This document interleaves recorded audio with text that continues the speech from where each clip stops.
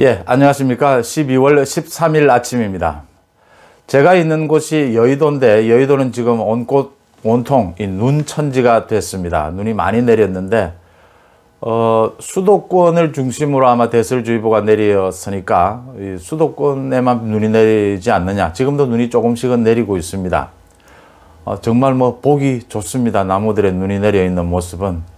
그런데 코로나나 또 부동산 이런 걸로 마음이 무거우니까 눈이 있는 그대로 즐기기는 좀 그렇긴 하네요. 일단 지금 눈이 내린 모습이 보기는 좋습니다. 문재인 정권에 대한 국민의 피로도가 사실은 최고조에 다다라 있다 이렇게 보입니다. 지지율로도 나타났고요. 지금 37, 38%로 무너졌는데 이 무너진 지지율을 놓고 문 정권은 지지율을 다시 회복하기 위해서는 오히려 더 독선, 더 독주를 해야 된다라고 해서 공수처나 또 윤석열 징계를 밀어붙이는 식으로 가고 있습니다. 하지만 많은 국민들의 생각은 다릅니다. 이제는 문재인 정부가 지금의 국정기조를 바꿔야 한다라고 하고 있는데 전혀 다른 길로 가고 있는 겁니다. 문 정권의 생각은 이것이죠. 소위 집토끼, 극렬 지지층을 잘 지키고 그들의 요구를 잘 부합하면 그게 10%가 됐든 15%가 됐든 잘 부합하면 이 위기를 뚫어낼 수 있다. 그렇게 할 수 있는 이유는 지금 야권에 변변한 대권 주자도 없고 야권이 변변하게 대응하지 못하기 때문이다. 이런 판단을 하는 겁니다. 코로나가 다시 1000명을 육박하면서 지금 코로나 3차 대유행은 과거에 보지 못했던 지금 상황이 다시 빚어지고 있습니다. 지금 코로나에 의료진도 없고요. 병실도 없고 지금 백신도 구하지 못했고요. 이런 상황입니다.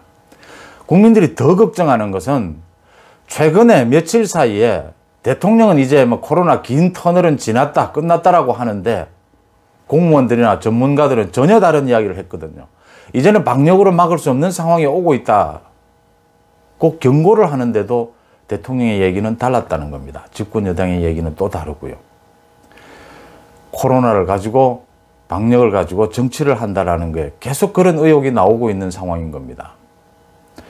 문재인 대통령이 어제 사과를 했어요. 코로나에 대해서. 그런데 송구하다. 모든 행정력을 동원하겠다. 그것도 SNS를 통했습니다. 사과와 송구는 다릅니다. 사과는 잘못을 인정하고 그 잘못을 고치겠다는 뜻으로 하는 게 사과입니다. 송구는 그냥 크게 잘못한 건 없는데 좀 미안하게 됐다라는 뜻 정도입니다. 국어 사전을 찾아보시면요. 그런 차이가 있죠. 그래서 대부분의 정치인들이 처음에 송구하다라고 합니다. 크게 잘못한 건 없는데 결과적으로 이렇게 됐다는 뜻입니다. 못 느끼는 겁니다. 뭘 바꿔야 되는지도 모르고. 지금 코로나로 또 이번에 위기가 오면 정치권은 이 계산을 합니다. 집권 여당은. 이거 잘 넘기면 또 코로나로 지지층이 올라갈 것이다. 지지율이 올라갈 것이다. 천만에요. 이제 국민들은 지쳤습니다. 어디 한두 번도 아니고요. 이거 방역이 필요하다고 했다가 모든 국민들이 또 협조해 주지 않습니까? 그러면 또 조금 나아지면 그걸 지지율로 연동시키기 위해서 K방역을 자랑합니다. 한두 번도 아니고 이젠 지칠 대로 지쳤다. 그렇게 생각대로 물론 코로나는 또 어느 정도 잡히고 또 이렇게 돼야 되고 또 그렇게 되어 가겠죠. 백신 문제도 빨리 해결을 해야 되죠. 지금 당장 급한 건 의료진과 병실 부분이고요. 하지만 이걸 가지고 방역 정치 이제 더 이상 통하지 않을 것이다. 그 피로감은 너무 커졌다 이렇게 생각을 합니다. 임대주택 관련해서 어제부터 시끄럽습니다. 대통령이 13평 임대주택에 가서 지금 장관 될 사람하고 가서 4명도 살 수 있겠네 라고 말을 했다고 해서 많은 사람들이 분노가 폭발을 했죠. 대통령은 지금 퇴임하고 난 뒤에 양산의 사저에 자신이 사는 공간만 800평, 옆에 경호실까지 합하면 그게 도대체 몇 평이냐, 돈이 얼마가 들어가느냐, 국가 예산이. 그런데 지금 그 얘기가 맞느냐? 4인은 충분히 살겠네. 그러니까 네가 가라 임대주택 6평도 크다. 1평이면 어떠냐? 이런 얘기까지 극단적인 얘기까지 나옵니다. 그러자 또 청와대에서 가만히 있으면 될 일을 대통령이 13평에 4명 살 수 있다라고 한 게 아니고 4명까지 살 수 있나라고 물어본 것이다. 그래서 장관 후보자가 네 하고 대답한 것이다 라고 해명하고 또 왜곡하지 말라고 고함을 지릅니다. 뭘 왜곡을 했단 말입니까? 대통령이 물었던, 장관이 대답을 했던, 뭐 누가 어떻게 했던, 지금 국민들의 분노는 그게 아니지 않습니까? 초점이. 전혀 지금 누가 왜곡을 하고 있는 건지 모르는 거예요. 국민들은 대통령이 계속해서 이야기하는 임대주택도 살기 괜찮다. 내 집 마련에 매달리지 마라. 지금 부동산이 전국에, 부동산 집값, 전세값이 전국에 난리를 치고 있는 이 상황이 이 문재인 정권의 정책 때문 아닙니까? 잘못된 정책 24번에 따른. 그 분노가 들끓는 상황에 대통령이 말하고자 하는 의도는 압니다. 임대주택도 필요하고 하죠. 그럼 거기에 쓰는 말이 달라야 하는 겁니다. 임대주택도 가능하면 좀 사람들이 살 수 있도록 좀 더 환경을 잘 만들어야 한다. 그런데 이런 논조가 나오니까 뭐 내 집 마련 꼭 할 필요 있느냐, 임대주택도 괜찮다. 지금 이 말을 할 때입니까? 또 4명이 뭐 4명도 살 수 있겠네, 13평에. 물었던 그게 대답이든 대통령의 말이든요. 지금 그 말할 상황이 아니라는 거죠. 뭐가 우선입니까? 부동산 정책의 실패에 대해서 철저히 반성하고 사과하고 어떻게 바꾸겠다는 대안을 내놓으라는 거 아닙니까? 지금 국민들의 분노는. 거기에 지금 몇 가지 말꼬리 꽂혀가지고 왜곡을 했느니 어떠느니 이러니까 더 분노가 폭발을 하는 겁니다. 생각을 바꿀, 정책을 바꿀 의도가 없구나. 바꿀 능력도 없거든요. 도저히 더 이상 답이 없구나라는 생각을 하게 되는 겁니다. 초점을 흐리고 있는 건 청와대입니다. 국민들은 대통령이 13평에 꼭 4명이 산다 안 산다 그게 중요한 것이 아닙니다. 그 생각 발상이 문제라는 겁니다. 자기의 잘못을 인정하지 않고 이거 이래도 되는데 왜 국민들이 뭐 임대주택은 좋아 안 하는가, 거기에 방점을 찍으면 안 된다는 겁니다. 임대주택도 마련해야죠. 또 거기에 많은 분들이 살고 있고요. 제발 사과하지 않으면 입이라도 다물고 계시라는 겁니다. 그 다음 윤석열 징계, 이거 애당초 얘기도 안 되는 걸 무리한 걸 밀어붙이니까 곳곳에서 문제가 터집니다. 대통령은 가급적이면 손 안 대고 법적으로 문제를 풀고 자기는 할 수 없이 쫓아내는 행태를 하려고 하다 보니까 꼬일 대로 꼬여버립니다. 뭐 징계위를 만들었는데 징계위원장부터 자격이 있느니 없느니, 증인 8명으로 지금 오는 15일 날 이제 증인신문을 할 건데 신문권이 징계위원들에게만 있느냐 아니면 윤석열 측에도 있느냐, 옥신각신입니다. 이걸 쳐다보는 국민들 생각은 어떻겠습니까? 윤석열 측 입장에서는 어쩌든지 여러 가지 절차적 문제를 드러내고 내용의 문제도 드러내고 가능하면 시간을 길게 해서 자신들이 주장하고자 하는 걸 최대한 하고자 하는 법이죠. 지금 당하고 있는 입장이니까요. 근데 징계위원들, 징계위원장 하는 행동을 보면 막 징계위를 왜 여는지도 이유를 모를 정도예요. 지금 국민들이 보기에는.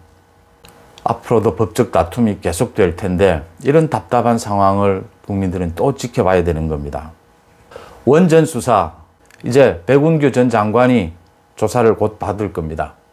담당 청와대 비서관 최이봉부터 시작해서 다른 비서관들로 지금 곧 소환이 일어난다고 합니다. 그냥 둘 수 없겠죠. 윤석열 징계 대충 마무리되면 또 이 원전 수사하고 있는 대전지검 다 인사조치 해야죠. 그래야 수사를 막을 것 아닙니까? 공수처가 생기면 좋겠는데 공수처는 뭐 다음 달 말쯤은 돼야 되지 않겠습니까? 아무리 콩볶듯이 해도. 그 다음 진짜 공수처입니다. 자, 공수처 법안이 통과가 됐습니다. 날치기를 했죠. 그럼 다음 달 말까지는 막 어떻게 해서든지 공수처를 설립을 하겠다고 합니다. 하지만 인사청문회 남아 있습니다. 180석으로 밀어붙이겠죠. 그렇지만 인사청문회 절차 남아 있습니다. 그 다음 인사위원회에서의 야당 비토권도 남아 있습니다. 이 비토권 또 인정하지 않고 밀고 가겠죠. 하지만 거기에도 시한의 절차는 있고 다 남아는 있습니다. 제가 말씀드리는 것은 공수처 밀어붙이겠죠. 목숨을 걸겠죠, 문정권. 하지만 국민들은 보고 있다는 겁니다. 야당은 결사적으로 단계마다 반대를 하고 공정성을 기하자고 목소리를 높일 겁니다.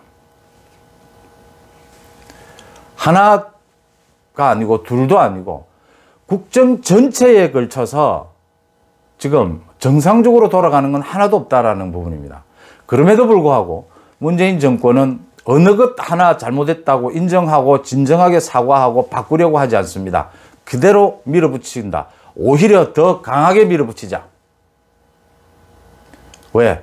약한 야당 또 대깨문들을 보고 밀어붙이면 답이 나올 수 있다.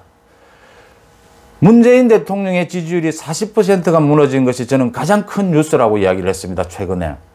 앞으로 가장 큰 뉴스는 이 무너진 지금 37, 8%에 머물고 있는 이 문재인 대통령의 지지율이 반등하느냐 다시 아니면 이 하락세로 계속 이어질 것이냐 이 부분이 가장 큰 포인트다.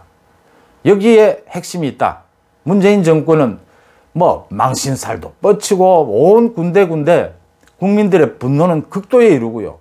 이 피로도도 뭐 한정 끝이 없지 않습니까? 이름에도 불구하고 문재인 정권이 지금과 같은 독주를 계속 이어간다면 이어가려고 하는 그 조짐은 지지율 반등이 일어나는 시점입니다. 지지율이 더 꺾여 내려가는 상황이 온다면 문재인 대통령은 레임덕으로 저는 빠진다 이렇게 봅니다. 그러면 가장 중요한 것은 지지율이 지금처럼 하락세가 계속 이어지기 위해서는 어떤 문제가 와야 되느냐, 어떤 상황이 와야 되느냐. 야권의 대응입니다. 윤석열 현상이 살아있고 꿈틀거려야 이 부분이 가능해진다는 겁니다. 어떤 권력이든 견제받지 못하면 그 권력은 부패하고 타락합니다. 독주를 하게 됩니다.